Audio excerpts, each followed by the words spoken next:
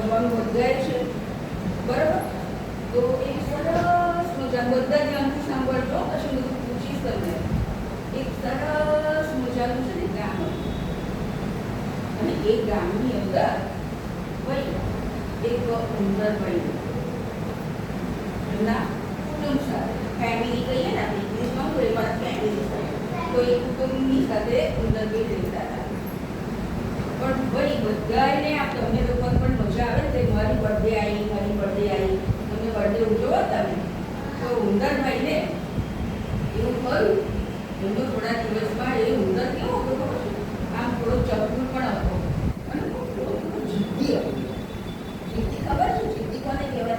તો એ જે આમ પોતાનું ઘરેલું જ કરે, હું જે કહું એ મમ્મી મને લઈ આવે, હું જે કહું એ કરે, થોડો જિદ્દી હતો. એ ઉંદર ભાઈનો બર્થડે આવવાનો હતો, જન્મદિવસ આવવાનો, અને ઉંદર ભાઈને જન્મદિવસ માટે ઘરમાં બધાએ પ્લાનિંગ કર્યું કે ભાઈ હવે આપણે આયોજન કરીએ ને કે ભાઈ મારી બેબીનો બર્થડે આવે છે થોડા દિવસ પછી, તો આપણે બર્થડે કેવી રીતે ઉજવીશું?